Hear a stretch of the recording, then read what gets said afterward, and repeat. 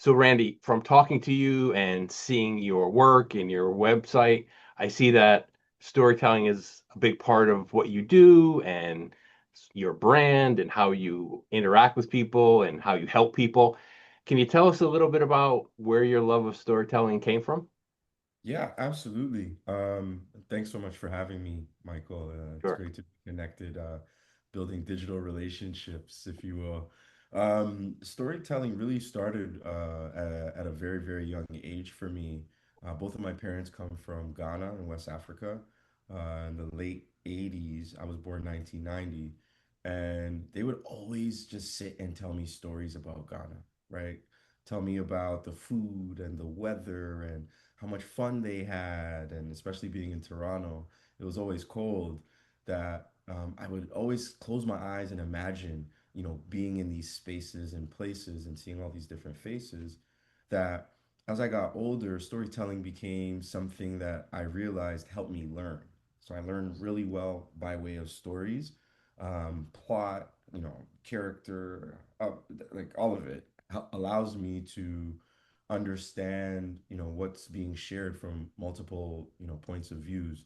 um, but I think later in my journey, I eventually started a YouTube channel. I had some friends who had a YouTube channel and they were making fun of like Toronto slang, and they actually just finished season two of a show that was released on Crave, which is a streaming platform. So shout out to Jay and Trey. They introduced me to my first camera. They introduced me to telling a story, and what I was doing with my YouTube was when I was working with professional athletes, I would give people the behind the scenes of an athlete's life. So we would go into Kemba Walker's basketball camp and pull Kemba Walker to the side and talk to Kemba about, his upcoming season and his business off the court, if you will.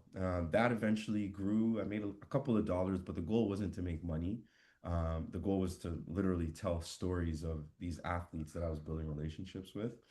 Fast forward a little bit more, and Kobe Bryant, my favorite player, was on the tail end of his career, and you hear that he's writing books and he gets nominated and then wins an Oscar. Um, it piqued my interest even more. I'm like, how could this Mamba Snake, who's so enthrived by basketball, and you hear the stories of him getting up at 3 a.m., 4 a.m., and now he's writing books. It didn't make sense. But what made sense was he was inspired by his own path. And from a young age, storytelling helped him see beyond like his current environment. And I think it is a very, very important tool in helping anyone grow as a person. So I think Kobe, from my parents to some friends to Kobe Bryant, a bunch of people that inspire me, seeing their passion come through by way of telling their story or telling other people's stories was very, very exciting to me.